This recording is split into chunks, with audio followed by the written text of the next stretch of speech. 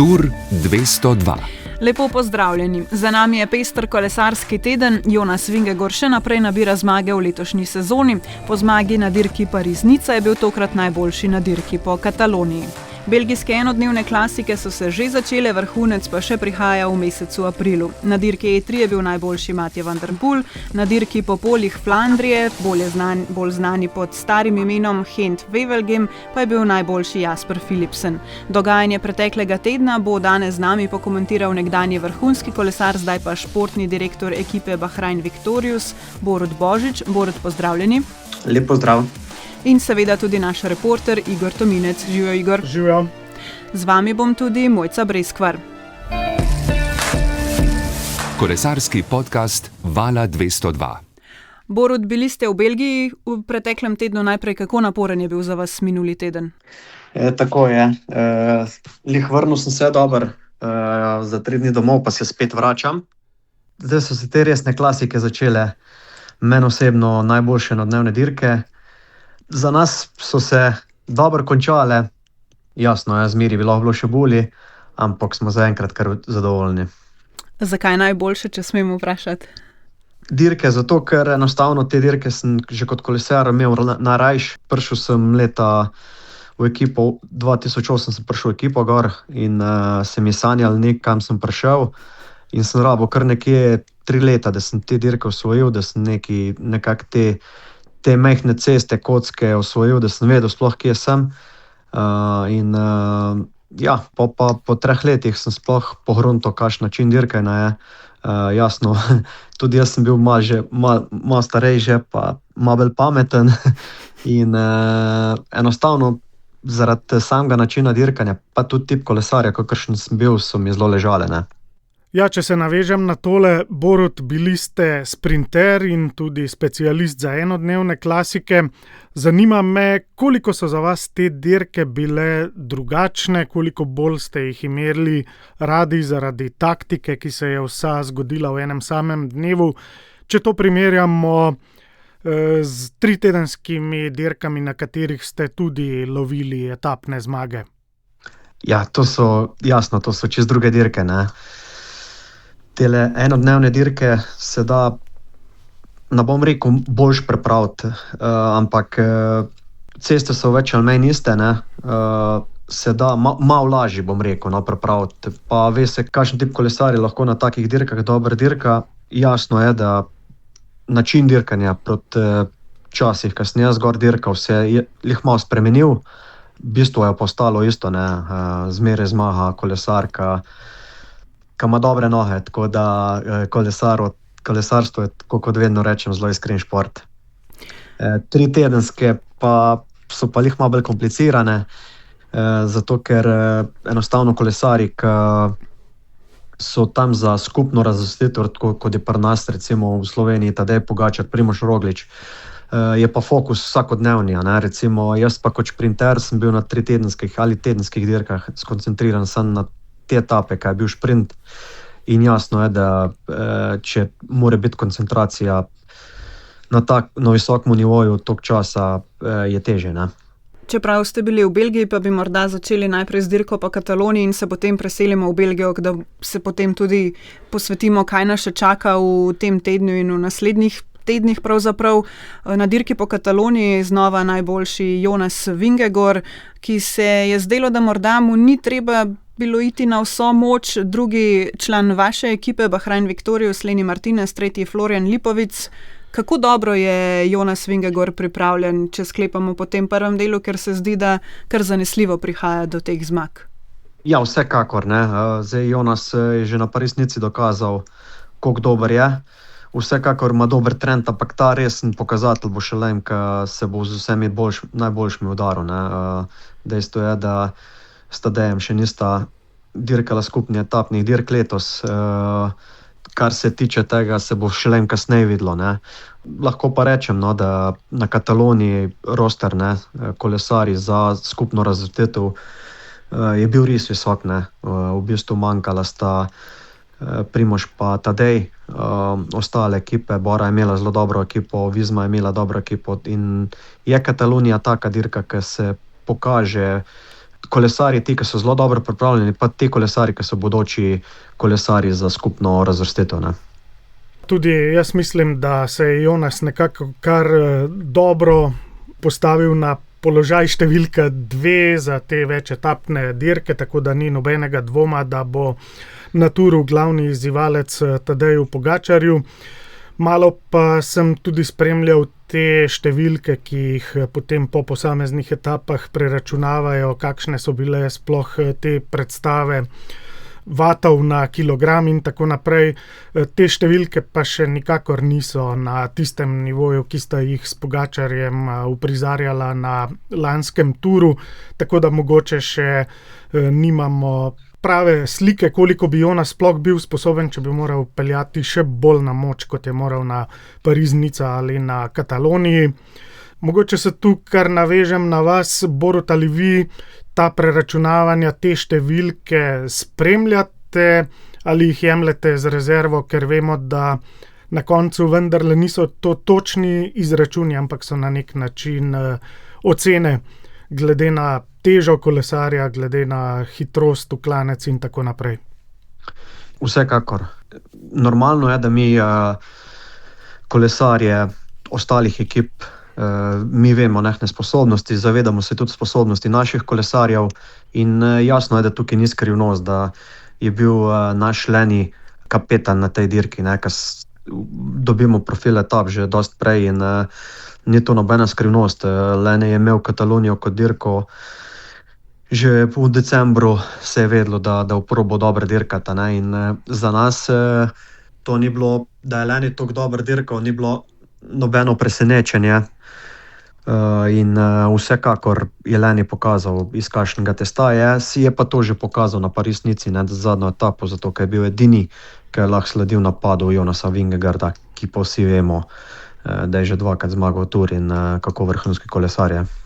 Ja, Leni odličen na Kataloniji, za moje pojme celo nad pričakovanji, ker je prehitel tako Remka Evenepoela kot Floriana Lipovica in še mnoge druge odlične kolesarje v skupnem seštevku, s tem, da smo brali pred Katalonijo, da ga je malo zdelala bolezen.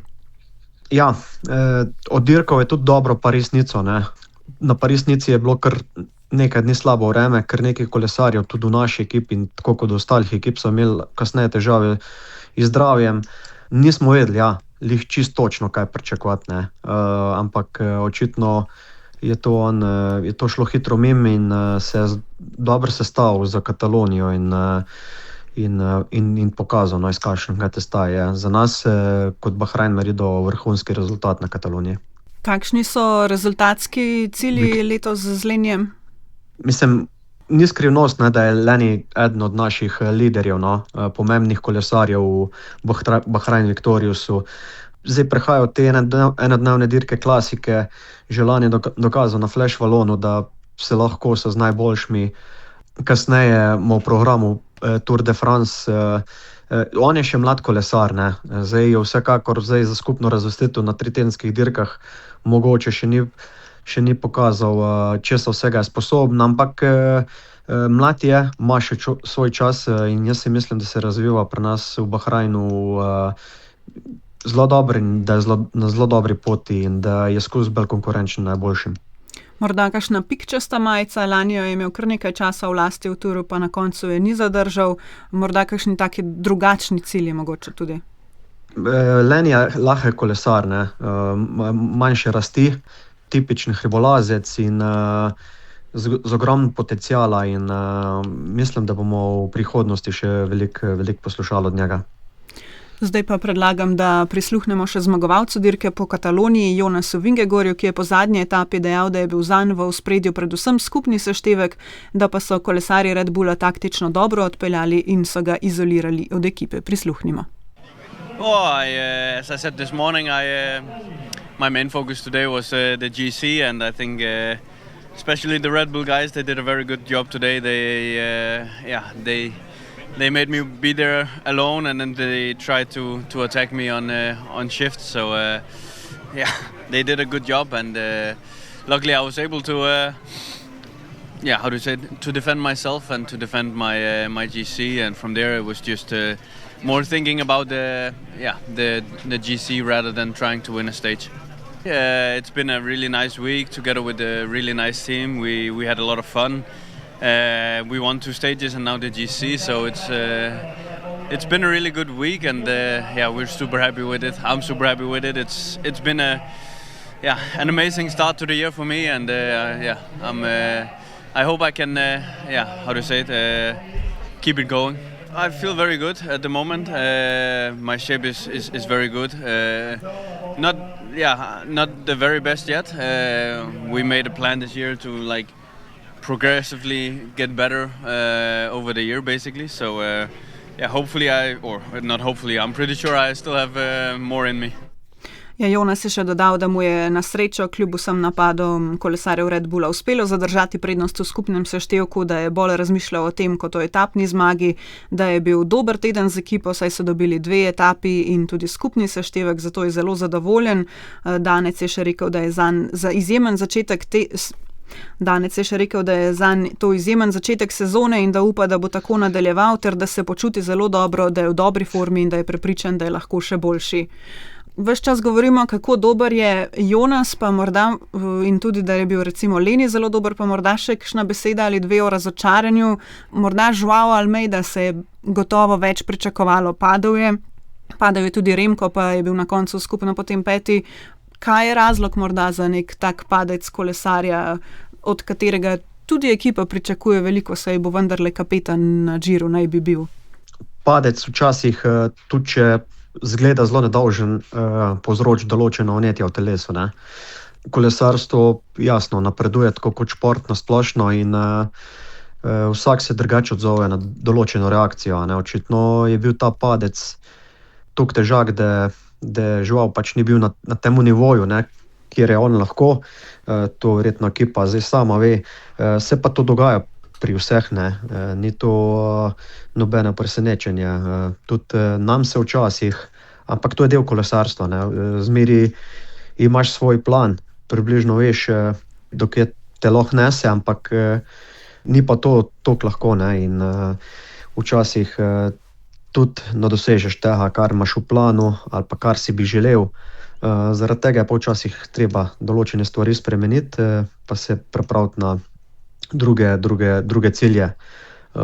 Jasno pa je, da nekatere ekipe mogoče imajo več kolesarjev, imajo tudi plan B, se včasih pol vidi, mogoče za normalnega gledalca se zgleda, da je vse lažje, ne? Ampak vse ekipe se trudimo, no, da bi na vseh pomembnih dirkah dosegli nek določen rezultat. Ja, za Almeido res ne vem, zakaj se ni pokazal bolje na Kataloniji. Določene te nekoliko bolj eksplozivne etape, kot je bila tudi zadnja, mu tako ali tako niso pisane na kožo, ker vemo, da je tisti, kot mu rečemo, dizel, da potrebuje dolge in počasne klance. Sicer pa sam sem najbolj zanimanjem spremljal to razmerje moči znotraj druge ekipe, in sicer znotraj ekipe Red Bull Bora Hansgrohe. Na Katalonijo je prišel Remko, se je štelo v vrhunski formi in da bo vozil na rezultat. Florian Lipovic pa je na pripravah za Katalonijo bil bolan in ni bil v top formi in je bilo pričakovati po izjavah iz tabora Red Bulla, da bo ravno obratna situacija na dirki, da bo Remko napadal skupno zmago in da bo Lipovic njegov pomočnik. Vendar potem se je že na prvi težki etapi izkazalo, da je ravno obratno, da je spet Lipovic njihovo glavno orožje. Na koncu je Remko moral pomagati. Poleg tega smo pa še videli te njegove klasične napade na Kataloniji.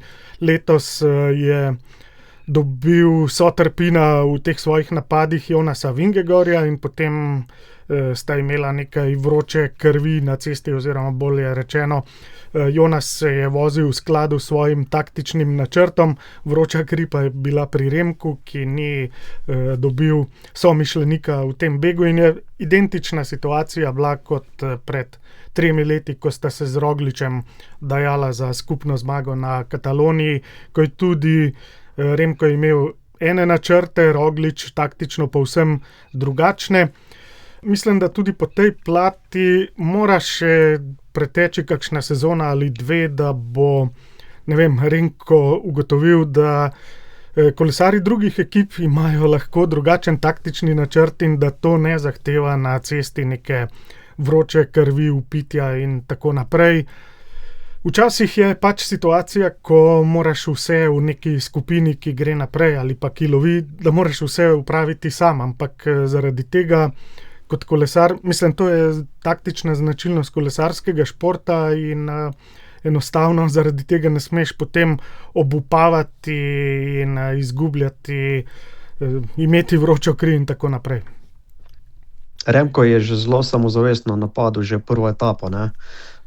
Ker načeloma je bila pisana šprinterjem, je bila šprinterska, ampak zaradi stranskega vetra je že to prvo etapo zelo dosti pokazal, kako dobro je pripravljena, ne? Prišel je tudi iz višinskih priprav. Prišlo je tudi do tega nesrečnega padca. Videlo se je tudi prej, da je malo nervozen, zato ker Jonas ni sodeloval tako, kot je on pričakoval. To smo tudi že v preteklosti večkrat videli, kaj je bila situacija s Tadejem. Vsak ima svoj način dirkanja, ne? Po vsej verjetnosti Jonas tudi zelo spoštuje Remkota in ni točno vedel, kako dobro je on pripravljen, in to je vse del igre. Red Bull Bora je imel vrhunsko ekipo na Kataloniji. Manjkal je samo še Primož. Ve se pa, kakšen kolesar je Jonas, in Jonasa ni lahko streti, ne. Dobri so bili pa za 3. mesto. Včasih tudi, če vse probaš narediti, pa vse poskuša se ti na izide, in to je kolesarstvo, ne. Lih zaradi tega je pa tudi zelo zanimivo, no, ker zelo veliko dejavnikov je, ki vplivajo na koncu na končni rezultat. Zaradi tega delamo, ne, in se probamo prilagajati. In vsi smo v nekem pričakovanju, kaj se bojo ostali konkurenca odločila, ne. Ti se pa probaš prilagajati. Po vsako priliko, jasno, kaj dobiš, je probaš maksimalno izkoristiti. Borut, to je bila tudi prva dirka svetovne serije za Jakoba Omerzela, ki je bil skupno 47. Kako se je Jakob znašel zdaj na najvišji ravni, kako zahteven, če je zahteven, je recimo zanj prehod iz te razvojne ekipe v ekipo svetovne serije? Tako je. Jakob je vozil prvo Pro Tour dirko, zelo težko tudi, ne. Treba je vedeti, da Katalonija je imela res vrhunski kolesarji, so bili na štartu ravno za to skupno razvrstitev. Imel je mogoče malo ponesrečen štart v sezono. Jakob je imel določene težave z zdravjem in ravno, ko je prihajal v to zaključno fazo priprav, ko bi mogel štartati sezono v Valul, je mogel par tekem preskočiti. Zdaj štartal je v Franciji, prve dirke enodnevne pa pol Laguelji v Italiji, zdaj pa je bil na Kataloniji. Kot za prvo dirko je odpeljal dober. Jasno je, da če je kdo pričakoval še kaj več od njega, mislim, da se tukaj zelo moti. Vsekakor ima Jakob, če se bo razvijal v pravi poti, zelo lepo prihodnost in že zelo verjamem, da že po tej dirki bo naredil še en korak naprej. Zdaj se počuti dober, jasno je, bo pa rabo še kar nekaj časa, da se razvije v nekega vrhunskega pa izdelenega tekmovalca. Je pa dobro odpeljal, no. Kakšen je načrt za Jakoba v nadaljevanju sezone? Dejali ste, začetek je bil zaradi bolezni nekoliko drugačen, kot je bil sprva predviden njegov načrt. Če se prav spomnim, je dejal, da se zelo veseli dirke po Sloveniji. Kje ga bomo še lahko videli, spremljali, lahko že kaj poveste, kje vse bo Jakob dirkal? Lahko vam potrdim, da bo že ta vikend na Indurainu, ravno zaradi tega, ker ni imel začetek sezone veliko dirk, pa smo mu malo spremenili program. bo zaradi prvega leta bo imel malo bolj umirjen program, če se lahko tako izrazim, da bomo videli, kako bo napredoval in za Indurainem mislim, da imamo v planu Alps v Italiji, to je enotedenska dirka pred Tour of Alps pred Girom, pa ima v planu Madžarsko in jasno našo Slovenijo. Ve se, ne, da po lanskih rezultatih, ko je zmagal Baby Giro, kakšen kolesar je, bil je tudi že dirk po Sloveniji, v generalni razvrstitvi bil je na Hrvaški, je imel belo majico, tako kot na Sloveniji. Je se razvil Jakob počasi, ampak vztrajno v kolesarja, ki je za skupno razvrstitvijo, je pa še mlad, ne, in mu rabimo dati svoj čas, ampak zaenkrat gre vse po planu. Postopoma verjetno in brez preskakovanja stopnic in takih zadev, ne? Ja, seveda, tako kot sem rekel, vsak rab svoj čas, ampak bomo od Jakoba še veliko govorili. Borut je pa tudi državni prvak, Jakob Omerzel. Če si v Sloveniji državni prvak, je to že zelo veliko in me zanima, kakšno je njegovo razmišljanje in razmišljanje vas šefov glede enodnevnih dirk, ali bo tudi na njih on, potem ko se bo razvila njegova kariera, pomemben faktor? Vsekakor. Sej vemo, ne, da kolesarji zdaj tudi drugače je najboljš, da vse dirkajo. No. Ravno zaradi tega, da so polo določene situacije, ki pridejo, da so pripravljeni tudi odreagirati. Ne. Zdaj sicer prvi del sezone posledično zaradi programa takšnega, kot ga imamo, ima ogromno dirk v programu, enotedenskih, 4-dnevnih, 5-dnevnih, kasneje pride pa tudi te enodnevne dirke, kakor jih je zdaj tudi dirko pred Katalonijo. Rabimo mu dati svoj čas, rab dober program, dober support, prave ljudi okoli sebe in jaz si mislim, da ima potencial, da se razvija v zelo dobrega kolesarja. Gotovo pravi ljudje so okrog, vemo, Bahrain Victorious, zelo slovenska obarvana ekipa, kar je gotovo še dodaten plus. Zdaj pa morda k tem enodnevnim belgijskim klasikam, nestrpno že čakamo dirko po Flandriji, pa Liège-Bastogne-Liège in vse ostalo. Zgodilo pa se je že veliko zanimivega, recimo dirka E3, zmagovalec Mathieu van der Poel, pa se mi zdi, da je najbolj zanimiv bil prav ta zadnji kilometer, ko je četverica praktično ujela van der Poela, potem pa so se za trenutek spogledali, kdo bo prevzel, kdo bo naredil še tisti zadnji potek, da ujamejo van der Poela, in v tem trenutku je Nizozemec pobegnil in prišel do zmage. Kako ste vi, Borut, spremljali ta zaključek? Ja, noro je bilo, ne. Jaz sem bil v drugem avtu, bil sem del tega, ne, kar se je zgodilo. Matthew se je odločil že kar nekaj kilometrov pred ciljem, da se odpelje pač od najboljših, in videl se je zadnjih 10 kilometrov, da njegov tempo ni več tak, kakor so ga imeli trije zasledovalci od zadaj. In skoraj so ga ulovili ravno kilometr pa pol do cilja, mislim, da je bilo. Ne. In takrat je bil od spredje vlekel Florian Vermeersch, in ko je videl, da se je Matthew obrnil okoli, da počakal, je dal smeno, sam pa drugi niso hoteli povleči. In ta moment je pa Matthew naredil spet to razliko 5-6 sekund, ki je zadostovala, da je zmagal E3, lep finale. Ja, mislim, da je tole dirko E3 dobil na rutino in na izkušnje, ne pa toliko na močne noge, ker se mi zdi, da v tej fazi sezone ni tako močen, kot je bil lani ob tem času in že tudi v kakšni sezoni seveda pred tem, kot da bi mu nekoliko goriva že pošlo iz rezervoarja, ampak jih je pa še enkrat presenetil in mislim, da je bil zelo, zelo uničen po ciljni črti, da ni rutinsko tega zmagal, tako kot marsikatero dirko že v svoji karieri. Mogoče bi se še enkrat navezal na tisto, kar sem enkrat že povedal letos v podcastih, za njega je to zdaj konec 4. meseca sezone, ker vemo, da od decembra naprej že na polno potuje in dirka zaradi ciklokrosa, medtem ko za marsikoga drugega, kot da nima za Tadeja Pogačarja, bo to šele zaključek 1. meseca sezone in je potem nekako razumljivo, da komu od teh kolesarjev malo že pohaja ta svežina, kdo drug pa je seveda in v glavi polno motiviran in tudi v nogah ima še veliko več dinamita. Predvsem je Van der Poel pokazal v Belgiji ta teden oziroma prejšnji teden, da je nekako navaden smrtnik, da ni kolesar trenutno vsaj glede te forme iz drugega planeta. In to nas navdaja z optimizmom, ker vemo, da imamo svojega aduta tako za Flandrijo, predvsem pa letos vsi najbolj nestrpno čakamo ta Pariz-Roubaix. Ja, delno bi se strinjal s tem, ampak mislim, da Matiju zelo tekmuje na občutek. Ne? Nisem čisto prepričan, če on imel to že prej v planu, da gre tako daleč od cilja. Dosti podobno kot Tadej. Jaz si mislim, da njega ne zanimajo toliko samo številke in dirka še skozi zelo po občutku.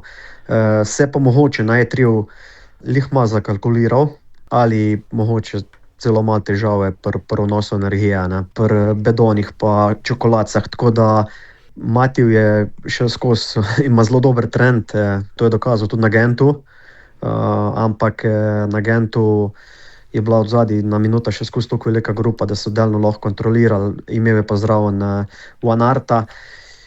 Bo Matiju še zelo dober in za Flandrijo, tako kot tudi za Pariz-Roubaix. Mene mogoče, če ostanemo samo za trenutek, če pri tej dirki E3, mi je zanimivo predvsem to, da nihče ni želel prevzeti rotacije in povleči do Van der Poela, ker se mi zdi vseeno je verjetno bolje šprintati za zmago kot za največ drugo mesto. En trenutek se je mogoče na E3 je izgledalo tako, kasneje, ko ni bilo toliko kolesarjev, ni bilo toliko velike ekipe, da bi dejansko res lahko ena ekipa delno malo kontrolirala, so začeli vsi dirkati za drugo mesto. Ker so pa videli ko so bili drugi, tretji pa četrti, da lahko ulovijo, takrat pa vsak dal jih malo več od sebe. Mogoče ta prvi trenutek, ker je pa toliko daleč od cilja šel sam, je pa izgledalo tako. In mislim, da so pol zelo hitro vsi ostali dobili ta občutek, da ga lahko imajo na neki distanc. So pa začeli kasneje vsi dirkati za drugo mesto.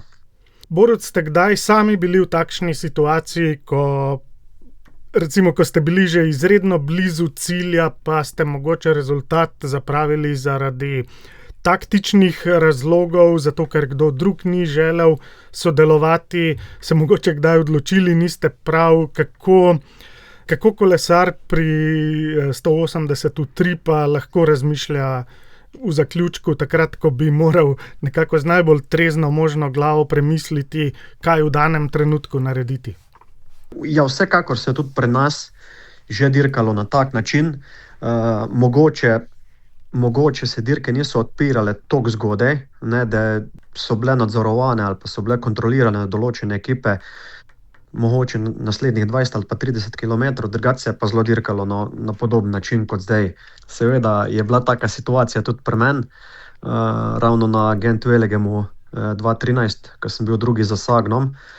On je skočil 10 km do cilja, bilo nas je samo 15, ampak tudi pomislil nisem, da bi šel za njim. Tako da sem že takoj začel dirkati za drugo mesto. To so izkušnje. Vsi vemo, da imajo določeni kolesarji tudi ful dober instinkt. Vejo, kdaj se morajo premakniti naprej, brez da jim z avta rečemo. Vejo sami, kje morajo biti. Znajo tudi sami brati dirko in v temu se kolesarji zelo razlikujejo med sabo.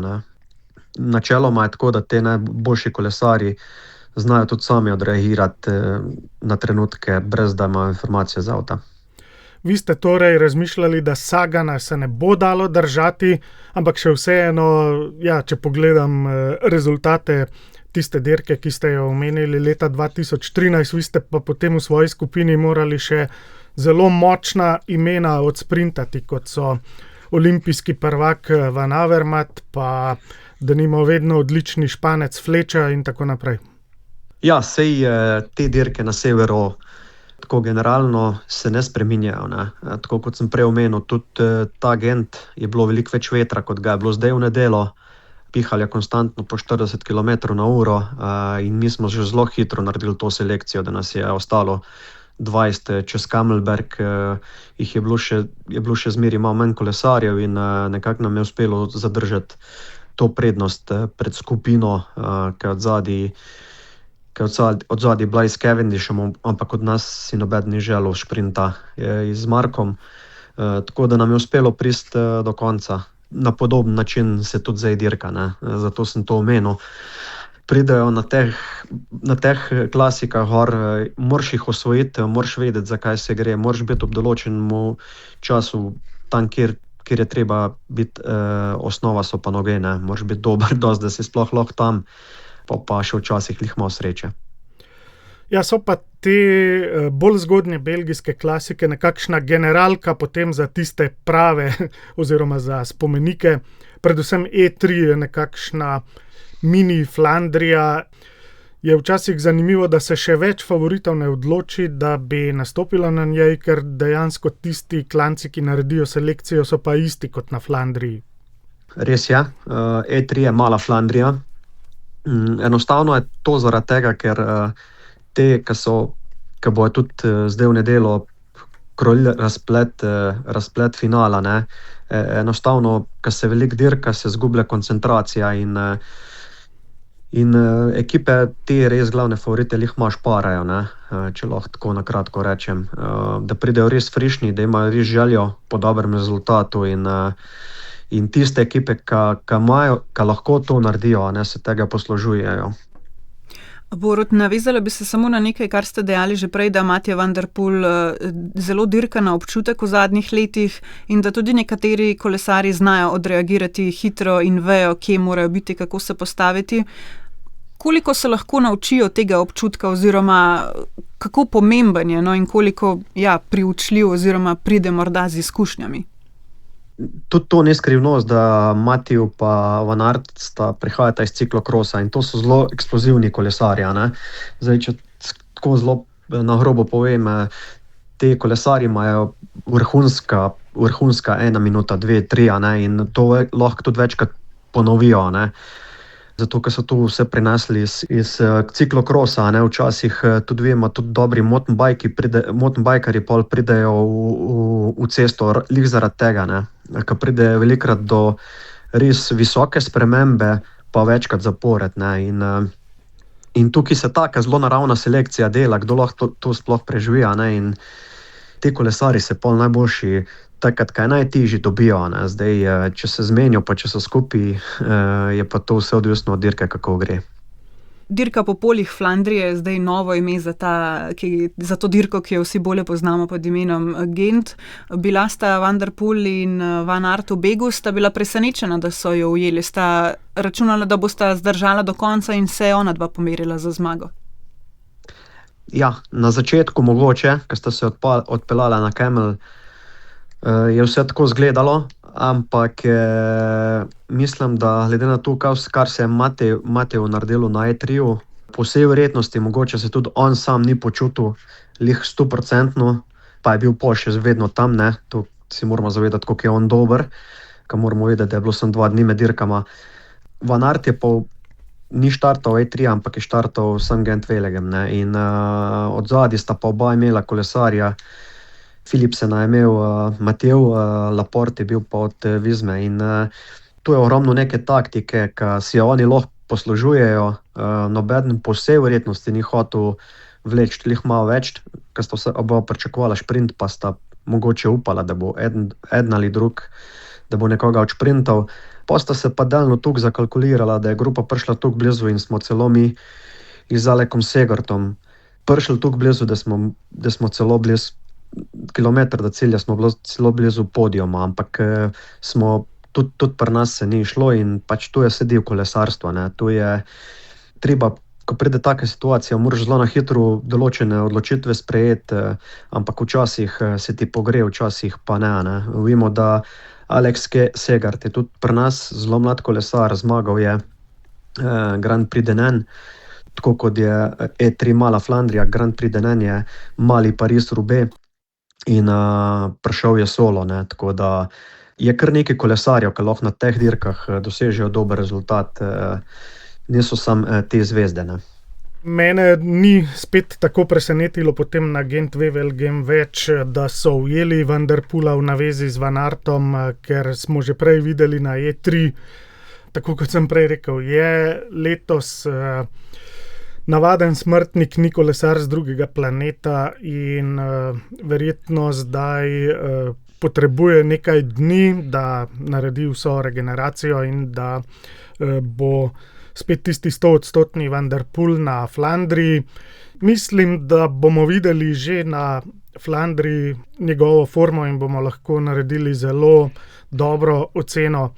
Ali je kakšna možnost za Pogačarja, da se ga otrese potem na Roubaixu, ali spet ni te možnosti. V glavnem zdaj seveda tole vmesno klasiko skozi Flandrijo, zdaj že cela zmeda dirka po Flandriji, skozi Flandrijo, pa po poljih Flandrije in tako naprej.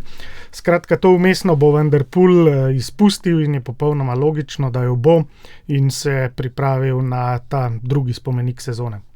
No, zmagovalec te dirke pa Jasper Philipsen, ne vem, če smo omenili, in prišel je do svoje 60. zmage, pa prisluhnimo še izjavi Jasperja.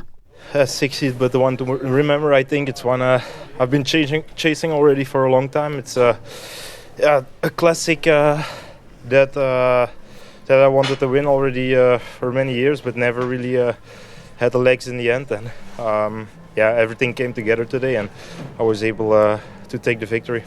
Jasper Philipsen pravi, da je 60. zmaga, ampak da si bo to res zapomnil, saj je ena, ki jo je zelo dolgo lovil in klasika, na kateri si je res želel zmagati, pa nikoli ni imel dobrih nog, da tokrat pa se je vse sestavilo in mu je uspelo. Na dirki E3 trije Slovenci, 48. Jan Tratnik, 56. Matej Mohorič, Žaker že ni končal, na dirki po poljih Flandrije oziroma na Gentu pa 32. Matej Mohorič, ki je prišel v celu času zmagovalca, potem pa 82. Luka Mezgec in 102. Jan Tratnik. Matej Mohorič, zadovoljen, verjetno si je želel več, vemo, da ima rad te enodnevne belgijske klasike. Matej trenutno, mislim, da je trend Mateja dober. Bil je 15. na Sanremu, boljš kot lan. Dirkal je opening weekend prej, videli smo, da v soboto Newsblad se mu ni najbolj posrečil, pa bil pa drug dan, kaj je bil Kurn, je bil pa zelo aktiven, videl se mu je, da je dober, ampak nekako ni mu uspelo iti od grupe z neko grupco z manjšim številom kolesarjev, zato ker vemo, da je Kurn je dosti šprinterska dirka, dosti podobna, kot smo gledali zdaj Gent Wevelgem v nedeljo. Velikokrat je zelo isti scenarij, smo pa mi imeli Matevža Govekarja četrtega, kar je bil za nas super rezultat. Bil je tudi zdaj Matej dober v nedeljo na Gentu, boljš kot na E3-u. Zdaj včasih v šprintu se naj izide lih tako, kot bi pričakoval, ampak mislim, da ima Matej dober trend in da se lahko še malo dvigne zdaj v naslednjih dneh in bomo lahko videli dobrega Mateja v naslednjih 2 tednih. Česa si želite, oziroma česa si morda on sam najbolj želi zdaj v teh naslednjih nekaj tednih? Matej si predvsem želi tega, da bi vsekakor okusil tega, kar je bil on sposoben pred 2 letoma. Bil je vedno v ospredju teh klasik, način dirkanja mu odgovarja.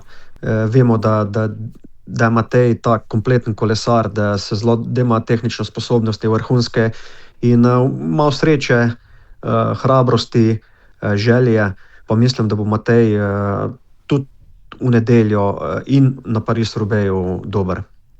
Kaj pa Žaker Žen, ki je tudi nastopil na dirki E3, kakšni so načrti zanj v tej sezoni? Žak je pa zelo dobro začel sezono. Videl se je, da je že na Avstraliji bil kar hiter, da je bil konkurenčen tem najhitrejšim kolesarjem. Tako da je zdaj kar nekaj enodnevnih dirkov. Lahko rečem, da je na Denenu, ko smo ga zmagali, je bil tudi on v grup in je bil 11. Kar je za njega vrhunski rezultat, glede na to, da je drugo leto pri nas. In glede na to, koliko je star, mislim, da se on razvija tudi v hitrega, pa zelo kompletnega, kakovostnega kolesarja. Vsekakor bo to v prihodnosti dirke, ki bo je Žaku zelo ležale. Ne? Tako kot v nedeljo Gent-Wevelgem pričakujem, da ko se bo razvil, da bo lahko te dirke zelo dobre dirkal. No? Lih zaradi njegovih tehničnih sposobnosti, tudi on, njemu se vidi, da se zelo dobro znajde v grup. Takrat, ko je treba biti od spredi, ampak je vsekakor je še mlad in rabljih malo časa. Morda omenimo samo še, da je bila v preteklem koncu tedna tudi velika nagrada Novega mesta, kjer je prišlo do skupinskega sprinta, kar nekaj padcev je bilo tudi na dirki, zmagal pa je Tommaso Nencini, najboljši Slovenec pa je bil Tilen Finkst na 4. mestu. V nedeljo pa zdaj že vsi pričakujemo nestrpno dirko po Flandriji. Kaj pričakujete, kaj napovedujete? Pričakujem dosti kontrolirano dirko do določenega kilometra. Vemo, da bo tudi tedaj na štartu. Ne? To vsekakor malenkostno spremeni vse. Podoben štart, kot je bil na E3-u. Moramo še malo počakati, kakšno vreme bo, ker vemo, da se v Belgiji rado spreminja. Tako kot vsako leto. To je za te kolesarje, ki dirkajo te dirke gor, pa ki so jim pisane na kožo, je to prva pomembna dirka. Pa pride prvo od dveh najbolj pomembnih dirkah, to je Flandrija in pol Paris-Roubaix. Jaz sem tudi del tega, bomo v avtu gor, tako kot sem že večkrat omenil. To so res zanimive dirke. Zelo sem vesel, da sem del tega in videli bomo ta prave kolesarje od spredi, veliko bo bojev in ko mi čakam. No. Odlična imena so seveda na čelu s Tadejem Pogačarjem, pa potem zdaj na Flandriji njegov prvi izzivalec Van der Poel. Pred leti bi lahko rekli ravno obratno, dokler ni Pogačar te Flandrije že vzel čisto za svojo, čeprav smo pred leti nekako razmišljali, da je mogoče premalo selektivnih in dolgih klancev za njega, ampak je to vse obrnil na glavo, spremenil in postal res pravi specialist tudi za enodnevne dirke. Potem je tu odlični danec Mats Pedersen, ki bo seveda imel svojo računico, pa Wout van Aert očitno se dviguje v formi in bo počasi spet resen tekmec vsaj Van der Poelu, tako kot njuna nekako karijera že ves čas poteka vzporedno, ampak v lanski sezoni oziroma v zadnjem obdobju Van Aert ni bil več prav na istem nivoju kot Van der Poel. Vsaka od teh ekip bo morala pripraviti nek svoj taktični načrt in postalo je tudi tako, da v bistvu moraš ne svojega favorita pripeljati v dobro formo na to dirko, ampak dejansko, predvsem v Pogačarjevem primeru je to tako, moraš pripeljati celotno ekipo v najbolj vrhunski formi, zato da lahko izvaja ta taktični načrt, da se potem na koncu ti napadi izidejo, da ni kakšnih presenečenj, kot jih je v preteklosti na teh klasikah, pa vendarle je bilo veliko več. Če si zamudil eno akcijo in se je odpeljala skupina naprej, potem se je dostikrat zgodilo, da enostavno glavni favorit ni imel dovolj močne ekipe, da bi vse pokrili. Zdaj pa vidimo, da je to vse pod nadzorom in na koncu pride res do spopada najboljših.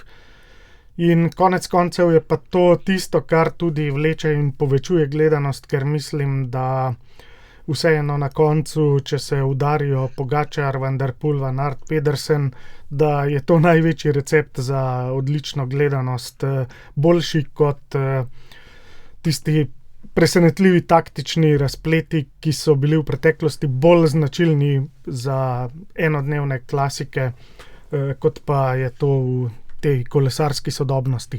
Borut, omenili ste, da boste v avtu, da se že nestrpno pričakujete in se zelo veselite teh dirk. S čim pa bi bili zadovoljni po koncu? Imamo ekipo, ki je zelo mlada. Matej jasno je zelo izkušen, ampak mislim, da če bomo prav pristopili k stvari, mislim, da je lahko in Matej in Alek eden od dveh, da je lahko 10. To bi bil pa za nas dober rezultat. In stremimo k temu, verjamemo to in mislim, da tudi fantje bo vse naredili za to, da zastopajo barve Bahraina Victoriosa, tako kot je treba. Ja, samo tole še pod vprašanje. Matej je po zimi kar z veliko oznako obkrožil, predvsem Pariz-Roubaix, ko smo delali te intervjuje na zimskih pripravah. In me zanima, glede na to, da je že na obeh spomenikih in na Flandriji in na Roubaixu mešal štrene povsem pri vrhu, kje ga trenutno vidite kot večjega akterja oziroma mu pripisujete večje možnosti, da bi se umešal s temi imeni, ki sem jih prej našteval, v boju povsem za vrh. V bistvu bi obe dirki bi ga dal zraven takoj za drugo linijo, ne.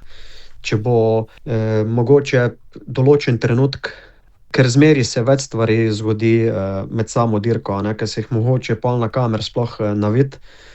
Tudi če pride do tega, da bosta Tadej pa Mati od spredi, treba bo še skozi dirkati in za 3. in 4. in 5. in 6. mesto, kar nas jasno najbolj zanima.